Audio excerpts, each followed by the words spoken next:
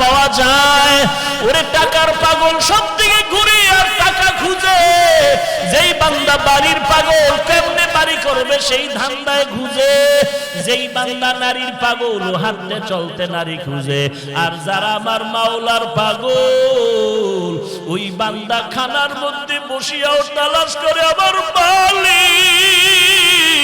এই বান্দা আমার মাওলার পাগল, যেই বান্দা আমার মাওলার মারিফতের পাগল, ওই বান্দা যখন মাওলার কোনো আওয়াজ পায় সহ্য করে নিতে পারে না। या इलाही मुझसे मुझको दूर कर, ताके देखो मुझ में तुझको एक नजर। या इलाही तू मेरा माबूद है, या इलाही तू मेरा माशूक है। এরে নবীর উম্মতের দল, দুনিয়াতে যাদেরকে দেখো সবাই কিন্তু পাগল। দাবি করি আমি বড় বুদ্ধিজীবী। আল্লাহর ওলি শামসুল হক ফরিদপুরি রহমাতুল্লাহ আলাইহি বলেন, দুনিয়ার সবাই পাগলের দল। কেউ টাকার পাগল, কেউ ক্ষমতার পাগল, কেউ বাড়ির পাগল, কেউ গাড়ির পাগল, কেউ নারীর পাগল। যে যেই জিনিসের পাগল ওই জিনিসের জিকির করে হাঁটতে চলতে উঠতে বসতে। আর এই জমিনে আর এক দল পাগল দেখবা, এরা টাকার পাগল না, বাড়ির পাগল না, গাড়ির পাগল না। এই বান্দাগুলো পাগল হলো আমার আল্লাহ তাআলার পাগল। এটাও মনে রাখবেন, আল্লাহর কসম, যতদিন পর্যন্ত আল্লাহর ভয় অন্তরে আসবে না ততদিন পর্যন্ত বান্দা গুনাহ ছাড়তে পারবে না। আর ততদিন পর্যন্ত বান্দার অন্তরে আল্লাহর ভয় জমা করতে পারবে না যতদিন পর্যন্ত খাঁটি আল্লাহওয়ালার সোহবতে যাবে না। আপনারা ঠিক বললেও ঠিক, না বললেও ঠিক। কেমনে? 2 মিনিটে একটা ঘটনা টান দিতেছি। এত বড় আল্লামা, এত বড় ডাক্তার, এত বড় ডক্টর, সে কি ভুল করতে পারে?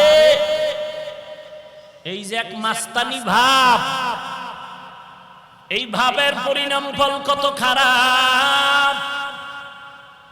ইরাকের জমিনের ওলিয়ে কামেল শায়েখ আবু আব্দুল্লাহ আন্দলুসি রহমাতুল্লাহ আলাইহি, যিনি এত বড় একজন বুজুর্গ, শুধু দুনিয়ার লাইনে না, একদিকে যেমন কোরআনের হাফেজ, অপর দিকে তার হাদিসের সংখ্যা মুখস্থ 30,000।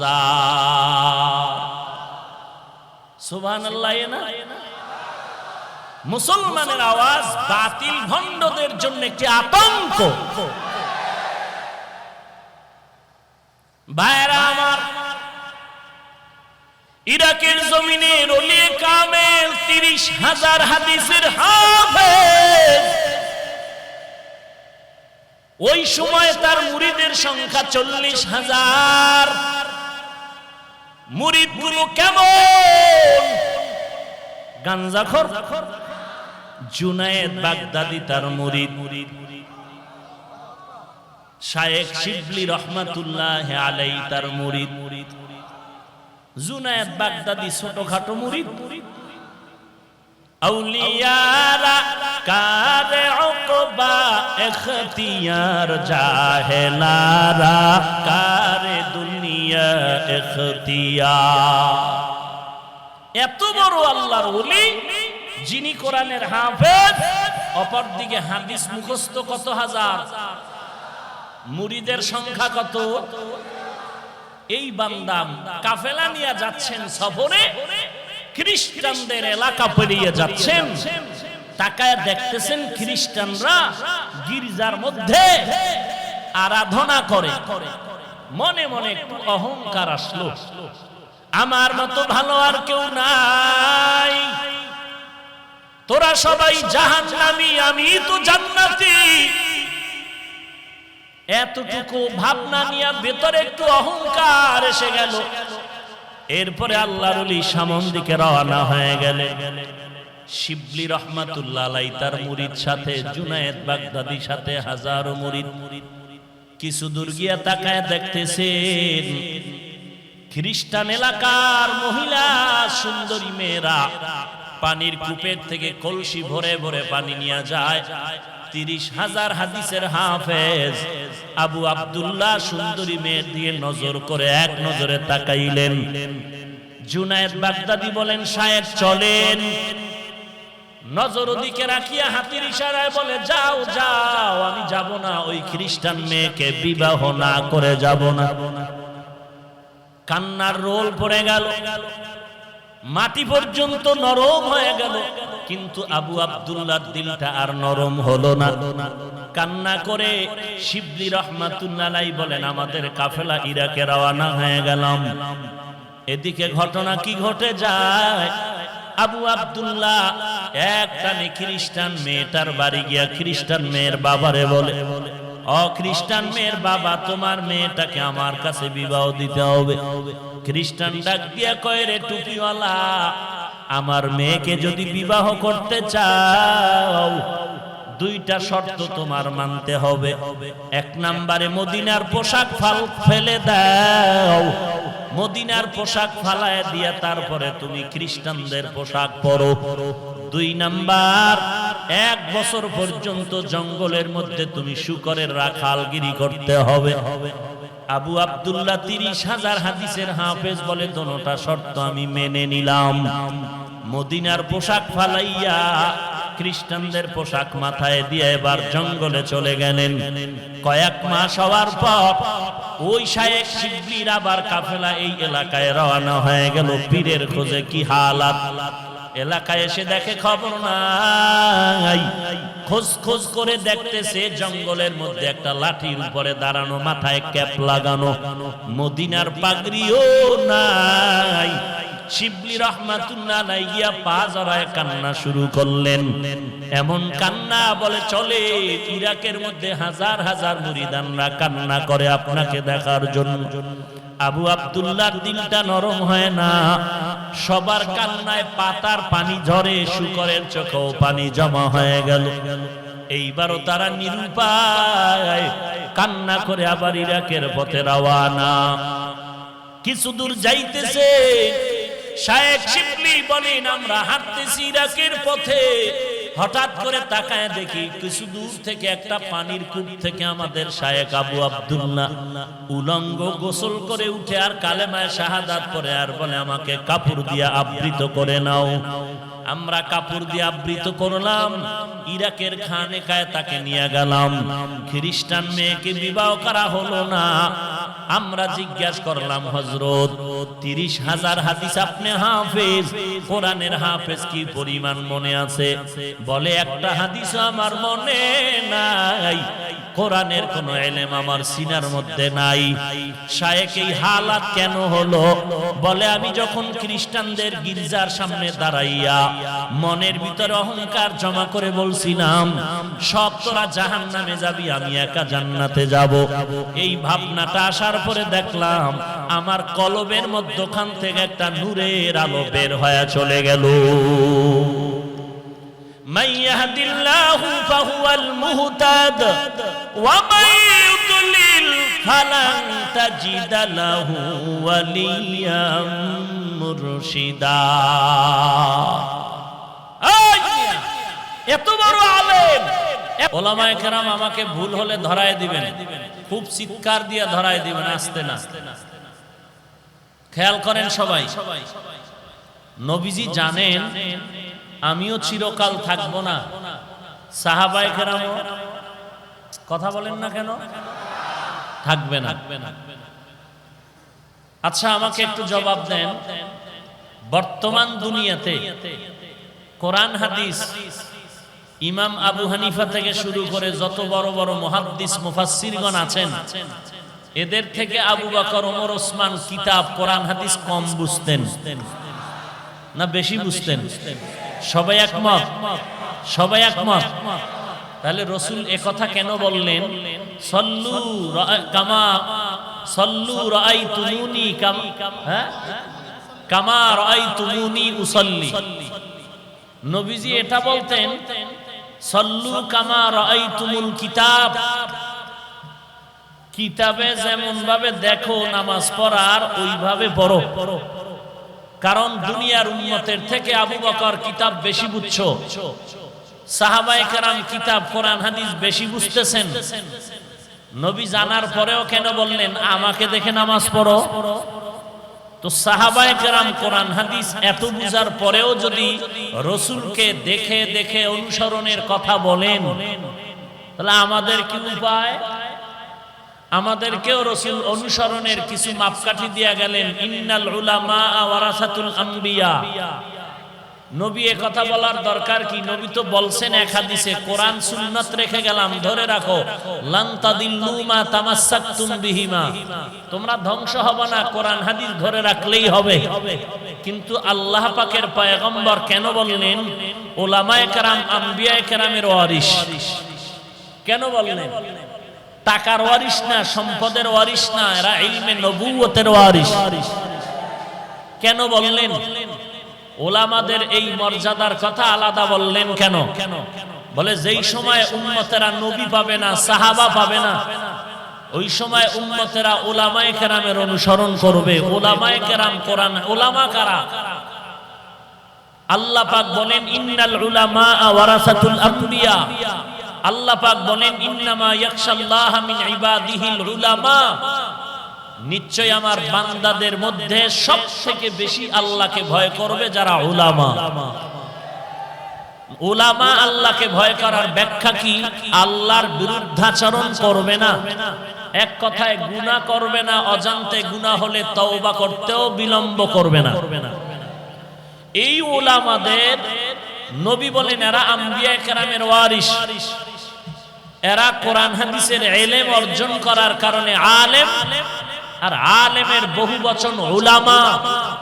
উলামাদের এক অংশ সাদিকিন, উলামাদের এক অংশ সালিহিন, উলামাদের এক অংশ মুদাররিসিন, উলামাদের এক অংশ মুফতিয়ানে আযম, উলামাদের এক অংশ মুফাসসিরিনে কেরাম, উলামাদের এক অংশ এই রকম ভাগ ভাগ হয়ে মুহাদ্দিসিনে কেরাম হয়েছেন। অতএব এদের মূল ফ্যাক্টরি উলামা, উলামার মূল ধাতু আলেম, আলেমের মূল ফ্যাক্টরি ইলম, ইলমের সব গোড়া রাহমাতুল লিল আলামিন। অতএব উলামাদের অনুসরণ করো।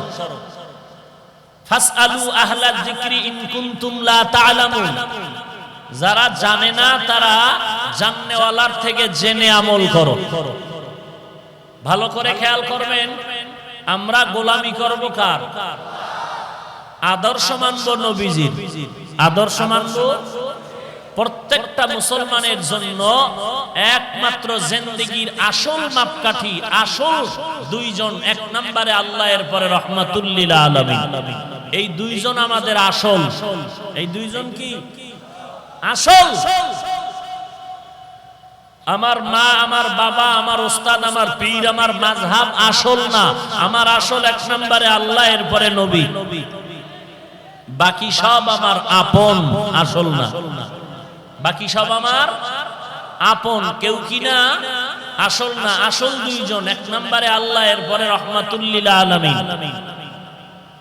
এখন বাকি যারা আমার আপন, পীর আপন, মাযহাব আপন, ইমাম আপন, ওস্তাদ আপন, মা বাপ, ভাই বোন আপন, কতক্ষণ আমার আসল দুই ঠিক রাখবেন? যতক্ষণ দুইটা আসল যখন ঠিক নাই, আমার পীর আপন নাই, সে দুশমন। আমার ইমামও আপন না, সে দুশমন। তাহলে আসল আমার এক নম্বরে আল্লাহ, এর পরে রাহমাতুল লিল আলামিন। এই দুই আসল ঠিক রেখে আমরা চলবো। গোলামি হবে আল্লাহর, আদর্শ বা তরিকা থাকবে রাহমাতুল লিল আলামিনের। কথা শেষ।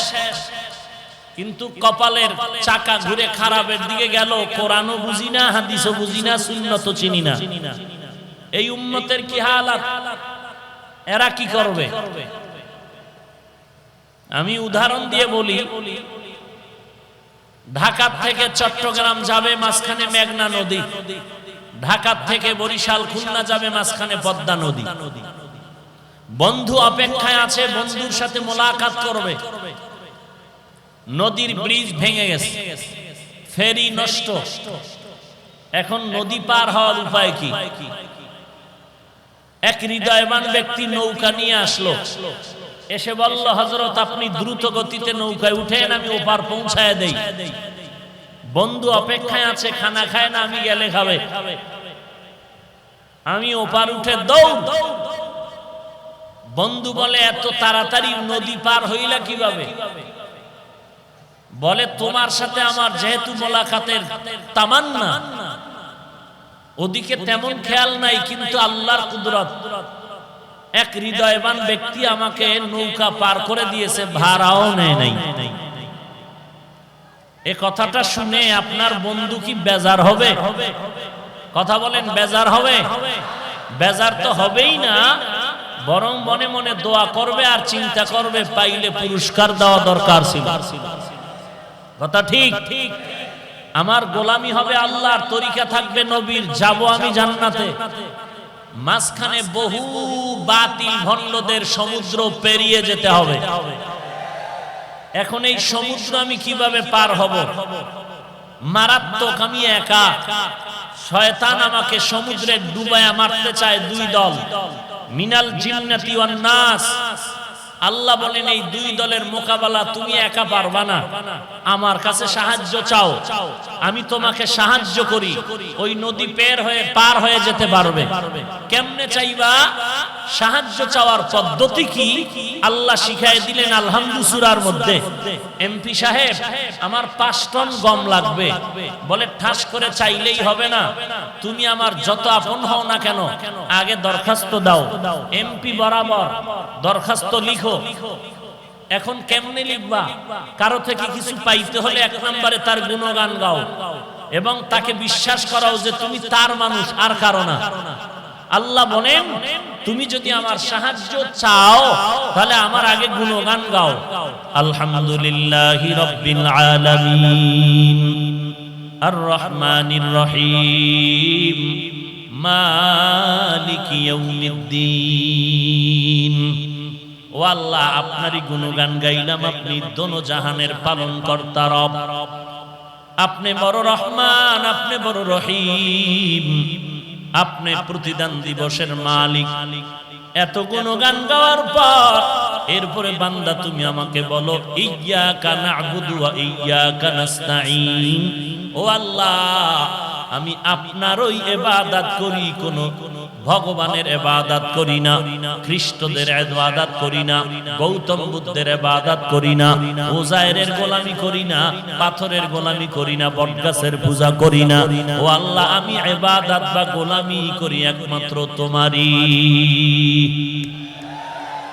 সাহায্য তোমার কাছেই চাই, গ্রামীণ ব্যাংকে না, সুদের দরওয়াজায় না, তোমার কাছেই চাই। তবে এমন একটা সাহায্য চাই, আল্লাহ কয়, এক কথায় বলবি, যেই কথার দ্বারা সব পেয়ে যাবি। বাদশার সাথে রাস্তার গরিবের সাক্ষাৎ। গরিব বলে, আমাকে কিছু দিবেন? বাদশার মায়া লাগছে, কয়, এমন চাওয়া চাবি, টাইম কম, এক কথায় চাবি, একবার, দ্বিতীয়বার না। গরিব বুদ্ধি কইরা কয়, যেহেতু আমার 2 বার চাওয়ার কায়দা নাই এবং বেশি কথাও বলা যাবে না, একবার এক কথা, তো বুদ্ধি করে বলে, আমার মনে চায় আমি মেজো বউয়ের হাতে স্বর্ণের প্লেটে বিরিয়ানি খাবো। এক কথায় বলে দিল যে আমার বউ একটা আছে আর একটা দরকার, স্বর্ণের প্লেট পাইলে আমি 10 তলার মালিক হয়ে যাব, ধনী হয়ে যাব। বিরিয়ানি খাওয়ার মানে আমার আর নিম্ন শ্রেণীর খানা খেতে হবে না, ভিআইপি খানা খাবো। আল্লাহ বলেন, এমন একটা শব্দ দিয়ে সাহায্য চাও, যেই সাহায্যের মাধ্যমে তোমার সব দিক পরিপূর্ণ হয়ে যাবে, তার নাম হেদায়েত। ইহদিনাস সিরাতাল মুস্তাকিম। আয় আল্লাহ, আপনার কাছে হেদায়েত চাই জান্নাতে যাওয়ার। কেমন হেদায়েত? আল্লাহ শিখায় দেন, সিরাতাল্লাযীনা আন'আমতা আলাইহিম। ও আল্লাহ, তাদের পথ, যাদেরকে আপনি ওই পথের নিয়ামত দান করেছেন, তারা কারা? আল্লাহ তাআলা অন্য আয়াতে বলেন, তারা 4 দল। এক নম্বরে নবীগণ মা'আন নাবিয়্যিন ওয়াস সিদ্দীকিন ওয়াশ শুহাদাই ওয়াস সালিহিন। আল্লাহ নিজেই বলেন ওয়া হাসুনা উলাইকা রাফিকা। এই চার দল বন্ধু তোমাদের যে কত সুন্দর বন্ধু, এদেরকে নিয়ে চলো। দুই দল শয়তান তোমাকে আর বিপদে ফেলতে পারবে না, এই চার দল নিয়ে চলবে।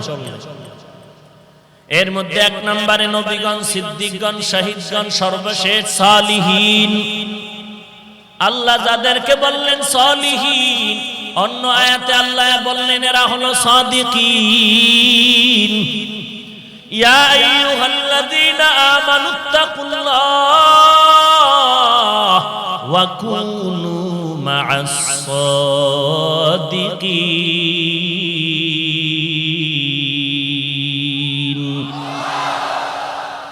আল্লাহ তাআলা বলেন সাদিকিনদের সঙ্গী হয়ে যাও। আর আমি আল্লাহকে ভয় করো হে মুমিন।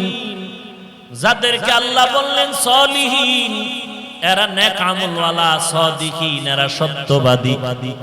আল্লাহ অন্য আয়াতে বলেন এরা হলো আউলিয়া আল্লাহ, এরা আমার বন্ধু। কেমন বন্ধু?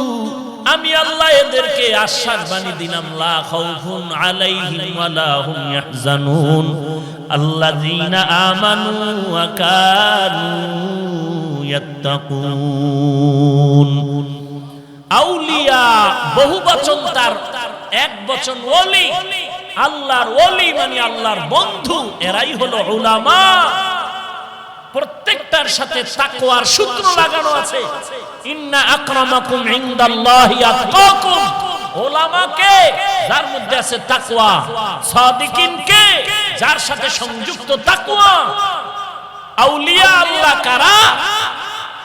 এক নম্বরে তাদের ঈমানটা পরিশুদ্ধ, দুই নম্বরে তাদের মধ্যে আছে তাকওয়া।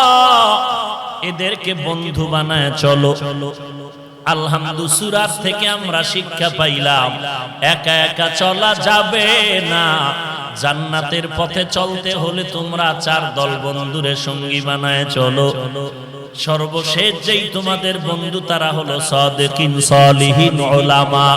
কিয়ামত পর্যন্ত নতুন করে নবুয়ত পানেওয়ালা নবী আসবে না, আবু বকর আসবে না, ওমর আসবে না, ওসমান আলী আসবে না, কোন সাহাবা আসবে না। কিয়ামত পর্যন্ত থাকবে একমাত্র উলামা। ওই উলামাদের সঙ্গী হয়ে থাক। ওই উলামা কারা? যাদের মধ্যে আল্লাহর ভয় বেশি থাকবে, গুনাহ করবে না। এদের মধ্যে থাকবে ইলমে নবুয়ত, এদের মধ্যে কোরআন হাদিসের ইলম। এদের অনুসরণে চলনে গোলাম। এরা আল্লাহর ভয় নিয়ে চলবে। আমি জান্নাতে যেতে চাই, আমি আল্লাহর গোলামি করব, আর কারো গোলামি করব না। আমি নবীর তরিকা মতে চলব, আর কারো তরিকা মতে আমি চলব না। এটাই আমার ফাইনাল কথা। কিন্তু আল্লাহর গোলামি কেমনে করব, নবীর তরিকা মতো কেমনে চলবো? আমি কোরআন জানি না, হাদিস জানি না, সুন্নাত চিনি না। একদল মানুষ মূর্খ, এখন তাদের কি উপায়? বলে এরা তাবলিগে যাও। তাবলিগে গিয়া নবীর সুন্নাত শিখলো। চরমনাইওয়ালারা, উজানিওয়ালারা, দেওবন্দিওয়ালারা, কওমিওয়ালারা মানুষের দাঁড়ে দাঁড়ে দাঁড়ে দাঁড়ে গিয়া সুন্নতের বয়ান করে। টুপি মাথায় দাও, নামাজ পড়ো, দস্তারখানে খানা খাও, সালাম দাও, 5 ওয়াক্ত নামাজ পড়ো, কাউকে গালাগালি করবা না, কারো হক নষ্ট করবা না। কিয়ামতের ময়দানে আল্লাহ যদি জিজ্ঞাসা করে, নবী যদি জিজ্ঞাসা করে, উম্মত কোরআন পড়তে জানো না, হাদিসও পড়তে জানো নাই, আমি নবীর তরিকা কেমনে পাইলি, আমার আল্লাহর গোলামি কেমনে শিখলি? ওই বান্দা যদি কয়, আল্লাহ আমি কোরআন জানি না, হাদিস জানি নাই, চরমনাইর আল্লাহওয়ালাদের সোহবতে গিয়া নবী তোমারে চিনলাম, আল্লাহরে চিনলাম, আলেম ওলামাদের সোহবতে গিয়া নবীর সুন্নতের টুপি উঠাইলাম, দাড়ি উঠাইলাম। আল্লাহ তাআলা তখন বলবে, পয়গম্বর এই বান্দাকেও তো জান্নাতে দিতে হবে। এই বান্দা যাদের মাধ্যমে জান্নাতের পথে আসলো, এদেরকেও আজকে পুরস্কার দেওয়া দরকার। মাইলে মোমেন সোয়ে মোমেন নেন মিশাওয়াত মাইলে কাফের সোয়ে কাফের মিশাওয়াত সোহবতে সালে তোরা সালে কুনাত সোহবতে তালে তোরা তালে কুনাত এক জমানা সোহবতে বা আউলিয়া বেহতার আজ সদ সালে তাআত বেরিয়া সরমনাইওয়ালারা উজানিওয়ালারা তাবলীগওয়ালারা এই মানুষগুলোকে টুপি উঠায়া দিয়া বড় একটা অন্যায় করেছে। হ্যাঁ, যেই মানুষটা টুপি চিনতো না, টুপি দেখতে পারতো না, এখন টুপি মাথায় না রাখলে মনটা খারাপ। আগে নামাজ পড়তো না, এখন নামাজের আজান শুনলেই মসজিদে হাজির। যেই বান্দা গানটা তার আপন, এখন কোরআনের বয়ান তার আপন। যেই যুবক রাতের পর রাত মোবাইলে গান শুনে কাটায়, ওই বান্দা আলেম ওলামার বয়ান শুনে হকপন্থী আলেমের কাছে আসলো। হাটহাজারী গেল, চরমনাই গেল, বাহাদুরপুর গেল, আল্লাহওয়ালার বয়ান শুনিয়া বান্দা এখন 24 ঘন্টা দরুদ পড়ে জিকির করে। ওই বান্দা নামাজ পড়ে মোবাইলে বয়ান শুনে গান শুনে না। ওরে নবীর উম্মতের দল, এই বান্দাগুলো চরমনাই বলো, আহলে হক ওলামায়ে দেওবন্দি বলো, তাবলীগ বলো, এদের কারণে যে ভালো রাস্তা আসলো, এটা কি তারা খারাপ অন্যায় করলো নাকি? তাহলে এত যদি বলো ভালো করেছে, তাবলীগওয়ালারা ভালো করলো, চরমনাই ভালো করলো, উজানি ভালো করলো, এরপরও যদি কেউ বলো চরমনাই ভালো না, উজানি ভালো না, তাবলীগ ভালো না, আমি বলবো বান্দা তুমি নিজেই ভালো না। हकीकत से तू दुनिया बेखबर है, दुनिया की नुमाइश पर नजर है। नमी गुयम के आज दुनिया जुदा बाश, बहर कारे के बाशी बा खुदा बाश। या अय्युहल्लज़ीना आमानुत्तकुल्लाह, এক নম্বরে আল্লাহকে ভয় করো, 2 নম্বরে জবানের হেফাজত করো হে মুমিন। এত বয়ান চলতেছে ময়দানের ভেতরে, সেই সকাল 11টার থেকে বয়ান চলে। এমন একটা দিন নাই বাংলাদেশের এক একটা থানার মধ্যে 2-1টা বয়ান চলে না। সেই রমজানের ঈদের পরের দিন থেকে মাহফিল শুরু হয়ে গেল। যোহরের পরে বয়ান, আসরের পরে বয়ান, মাগরিবের পরে বয়ান, এশার পরে বয়ান। প্রত্যেকটা বয়ান স্টেজে 1-1.5 ঘন্টা এক একজন আলেম বয়ান করে। তাবলীগওয়ালাদের বয়ান, পীর মাশায়েখের বয়ান, জুমার দিনের খতিবের বয়ান। এত বয়ানের পরেও মানুষ কেন দিনের দিকে আগাইতে চায় না? কারণটা কি? কারণটা কি? এরে নবীর উম্মতের দল কেন টুপি পরতে চায় না, দাড়ি রাখতে চায় না, পর্দা করতে চায় না? এর একমাত্র কারণ, আল্লাহর কসম করে বলি, যতদিন পর্যন্ত জাহান্নামের আযাবের ভয় বান্দার অন্তরে আসবে না, ততদিন পর্যন্ত বান্দা গুনাহ থেকে ফিরতে পারবে না। এত বড় আওলাদে রাসূল, সে কি ভুল করতে পারে? এত বড় আলেম, এত বড় আল্লামা সঠিক পথে থেকে জান্নাতে যেতে পারবে, তার গ্যারান্টি কি? তার গ্যারান্টি কি? অহংকারী হয় না রে ভাই। আমি যত বড় বক্তা হই না কেন, খোদার কসম, পটিয়া মাদ্রাসার বানী মুফতি আজিজুল হক রহমাতুল্লাহ আলাইহি স্টেজে বসে যখন নাহমাদুহু বলে টান দিতেন, ময়দানের মধ্যে কিয়ামতের আলামত শুরু হয়ে যেত, কান্নার আওয়াজ। চরমনের জমিনে ঘুমন্ত সৈয়দ ফজলুল করিম, মাত্র ঘড়ি ধরা 40 মিনিটের বয়ান, সারা ময়দানের ভেতরে কান্নার আওয়াজ। আর আমি 3 ঘন্টা চিল্লাইলো, নিজেরও কান্না নাই, উম্মতেরও কান্নার খবর নাই। ওরে আল্লাহর বান্দা, যত বড় মুহাদ্দিস, যত বড় মাওলানা, মুফতি আর খতিব দাবি করি না কেন, ভালো করে অন্তরকে থামায়া দাও। হাজী এমদাদুল্লাহ মুহাজিরে মক্কি এবং মুহাদ্দিস শাহ ওলিউল্লাহ মুহাদ্দিস দেহলভির মতো কোনোদিন হওয়া যাবে না, কিন্তু তাদের কি হালাত! মরণ পর্যন্ত কান্নার উপরে ছিলেন, কবরে একা কেমনে থাকবো? আল্লাহর ভয় অন্তরে ঢুকাও। এজন্যই আমি বলেছি, আবারও বলছি, কথাটা মনে রাখো, কিয়ামত পর্যন্ত যত বয়ান হবে মানুষ এই বয়ানের মধ্যে আমল করবে না যতক্ষণ পর্যন্ত আল্লাহর প্রতি আযাবের ভয় না আসবে। আর আল্লাহর আযাবের ভয় অন্তরে ততদিন পর্যন্ত আসবে না যতদিন পর্যন্ত বান্দা আল্লাহ ওয়ালার সোহবতে না যাবে। রশিদ আহমদ গঙ্গুহি রহমাতুল্লাহ আলাইহি এত বড় আলেম, তার কি দরকার ছিল কোরআন হাদিস পড়িয়েই তো মাওলারে পেয়ে যাইতেন, কিন্তু আরেকজন আল্লাহওয়ালার পেছনে যাওয়ার কি প্রয়োজন? হাজী ইমদাদুল্লাহ মুহাজিরে মক্কি রহমাতুল্লাহ আলাইহি ইলমের লাইনে দৌরাত্ম কম, দুনিয়ার লাইনে ক্লাস বেশি করতে পারেন না। কিতাব পড়তেছেন আল কালিমাতু লফজুন উজিয়ালি মা'নান মুফরাদান মুফরাদুন মুফরাদিন। মনে মনে কল্পনা করে এগুলো পড়লে কি হবে, এই পড়া লাভ কি? ফাআলু পড়ে কি লাভ? একজনে কয় এগুলো পড়লে তুই আমার আল্লাহর সাথে গভীর সম্পর্ক করতে পারবি, এগুলো আল্লাহর মারিফতের মাঝখানের বন্ধন। হাজী ইমদাদুল্লাহ পাগল হয়ে গেলেন, আমার মাওলারে তো একটু চেনা দরকার, চিনি না, কোথায় আমার মালিক রে পাই? বলে এমনে এমনে পাবি না, যারা আল্লাহকে চিনে তাদের সংসর্গে যাও, সোহবতে যাও। এবার হাজী ইমদাদুল্লাহ আল্লাহর দরবারে কান্না করেন, হে মালিক, তুমি তোমার একজন খাস বুজুর্গের সন্ধান আমাকে দাও, যার সোহবতে থাকলে আমি তোমার মারিফত অর্জন করতে পারি।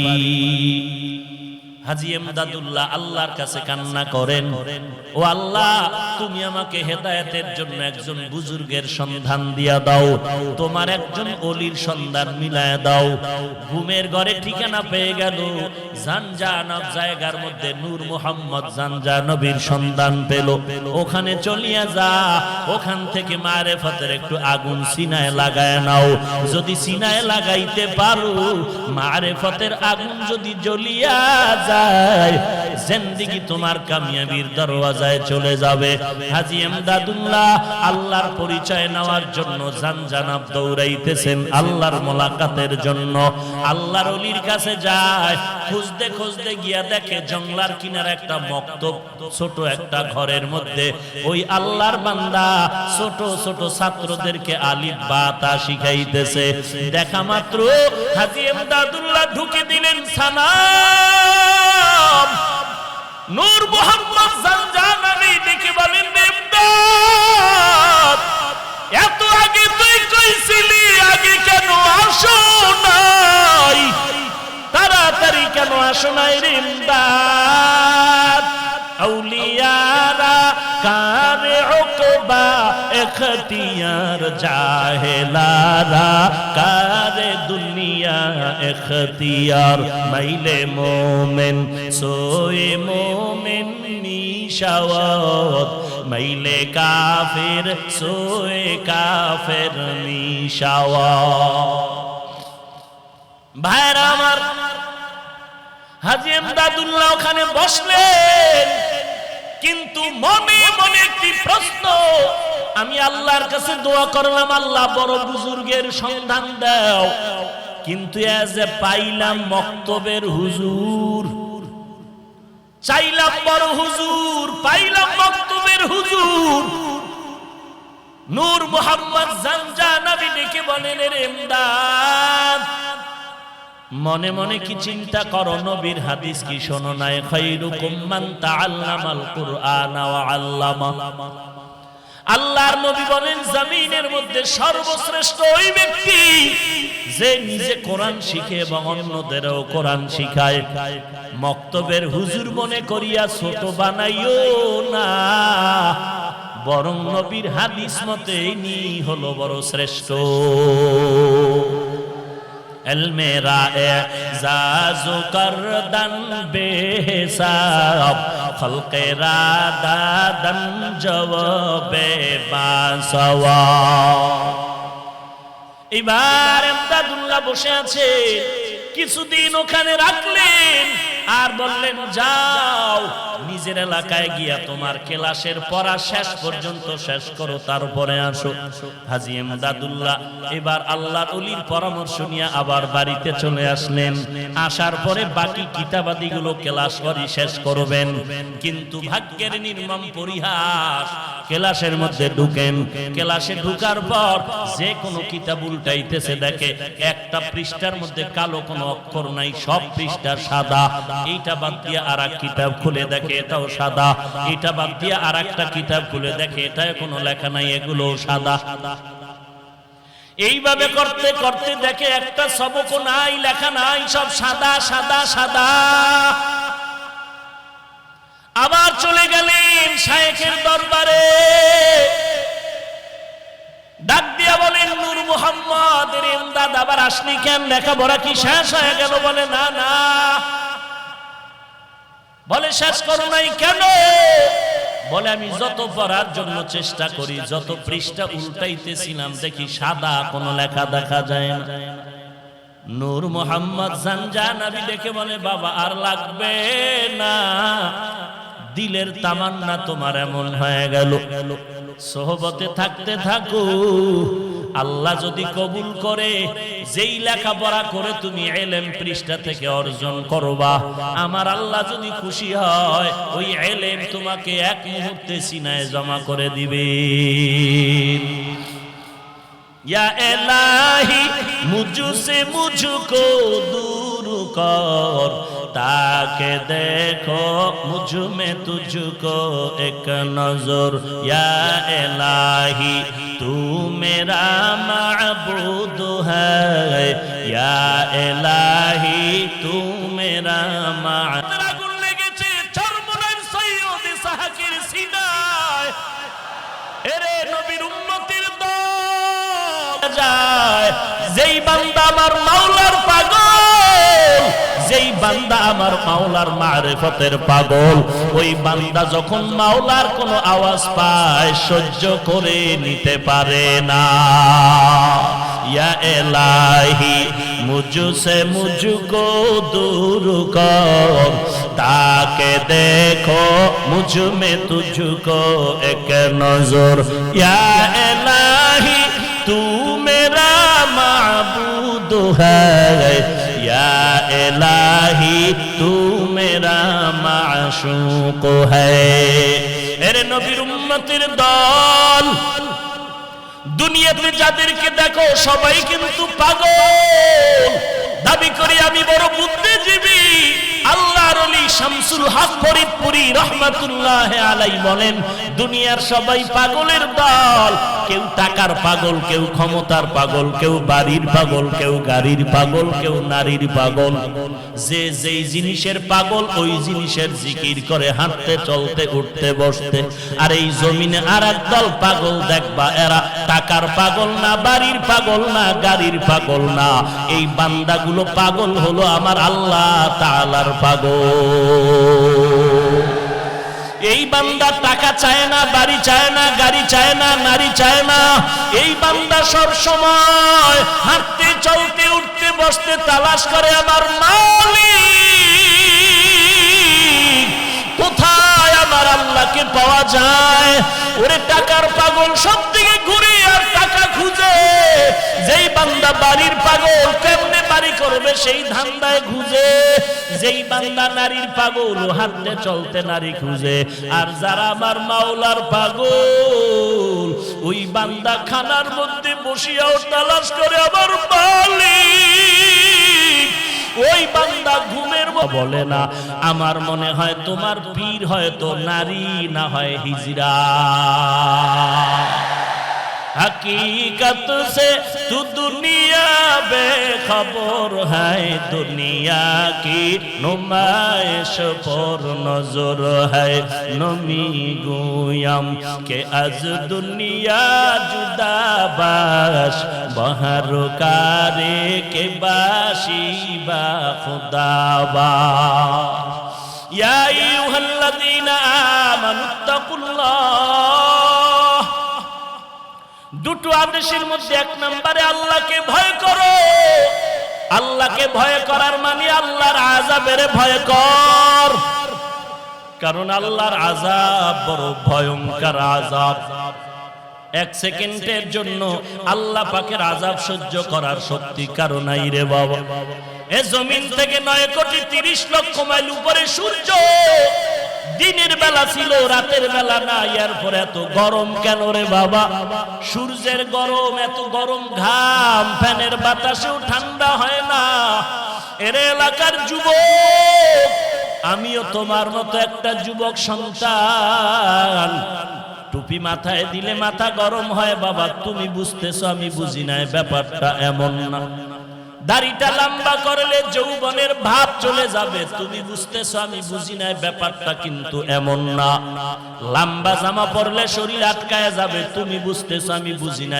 ব্যাপারটা এমন না এত কিছু বুঝার পরেও কেন টুপি ফালাই না দাড়ি ফালাই না নামাজ বাদ দেই না একমাত্র কারণ আল্লাহর কোরআন পড়লাম নবীর হাদিস পড়ে দেখলাম একটা কথাও মিথ্যা নাই গুনাহগারের জন্য আল্লাহ জাহান্নাম বানায় রাখছেন নেক আমলওয়ালার জন্য আল্লাহ জান্নাত বানায় রাখছেন ওই জাহান্নাম কত বড় ভয়ঙ্কর একটা সেকেন্ডের আযাব সহ্য করার শক্তি কারো নাই রে বাবা ওই জাহান্নামের গরম সহ্য করতে পারবো না এই জন্যই তো আল্লাহর মহব্বতে টুপিও ছাড়ি না নামাজ ছাড়ি না বেপরদায় চলার চেষ্টা করি না কারণ আল্লাহর নবী বলেন ওরে দুনিয়ার মুমিন ও দুনিয়ার বান্দা এক যারা পরিমাণ গুনাহ নিয়ে যদি কবরে যাও ওই কবরে দুই পার্শ্বের মাটির চাপ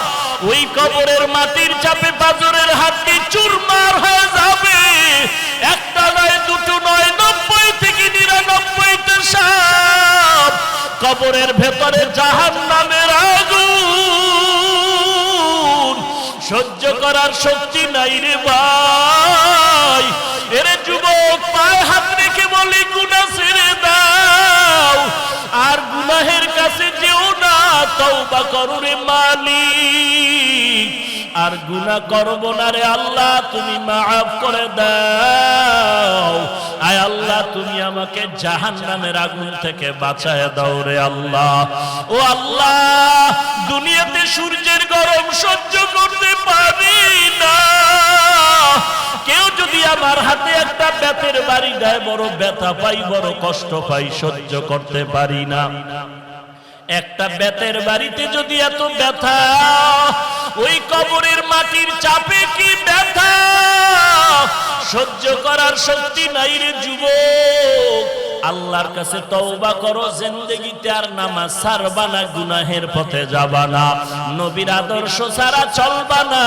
নবীর সুন্নতের আমল ছাড়বা না আল্লাহ ওয়ালার সোহবত বাদ দিবা না রে বাবা ওরে যুবক তাকায়া দেখ তোমার আমার মতো কত যুবক নামাজি দাড়িওয়ালার অভাব নাই পাশে বসে আছে ওরে বান্দা তাকায়া দেখ যুবকের চোখের কোঠায় পানি এই যুবক কেন কাঁদতেছে জিজ্ঞাসা কর ও মা হারায় নাই বাবাও হারায় নাই তারপরও কেন কাঁদে ওই বান্দা আমার মাওলাকে হারাইয়া কাঁদতেছে ওই বান্দা মা তালাশ করে না বাবা তালাশ করে না ও তালাশ করে আমার মালিক আমার মাওলারে ওরে বান্দা ওই মাওলাকে বন্ধু বানায় নাও আল্লাহর কাছে চোখের পানি ছেড়ে কান্না করো তওবা করো যদি চোখে পানি না আসে কান্নাওয়ালার কাছে গিয়া হাতটা বাড়ায়া দোয়া চাও ওরে কান্নাওয়ালা ভাই তোমার কপাল কত ভালো আমার কপাল পোড়া চোখে পানি নাই গুনাহের কারণে দিলটা শক্ত হয়ে গেল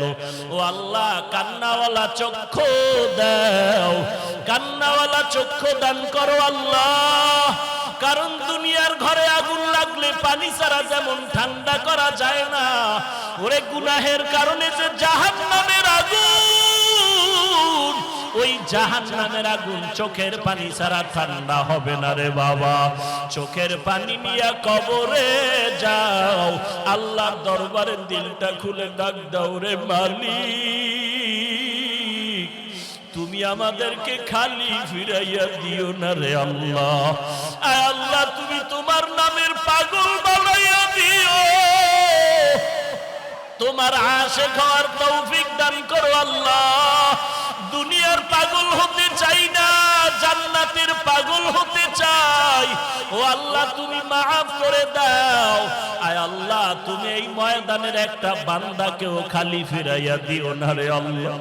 সেই সকাল 11টার থেকে কত বান্দা হাজির, ও মাওলা শুধু তোমার মুহাব্বত, খানা চায় না, টাকা চায় না, শুধু তোমার মুহাব্বতের আশায় বসে আছে রে আল্লাহ। কাউকে খালি ফিরাইয়া দিও না, মেহেরবানি করে সবাইকে জান্নাতের মেহমান বানায় দাও, আমিন। আলহামদুলিল্লাহি রাব্বিল আলামিন, والصلاة والسلام على سيد الأنبياء والمرسلين وعلى آله وأصحابه أجمعين يا أرحم الراحمين يا أرحم الراحمين يا أرحم الراحمين يا أرحم الراحمين أي الله মানবদের জমিনে তাকায়া দেখেন কত উলামায়ে কেরামরা হাজির, কত সাদা দাড়িওয়ালা হাজী সাহেবরা হাজির, কত ব্যবসায়ী, কত চাকরিজীবীরা হাজির। আয় আল্লাহ কত যুবক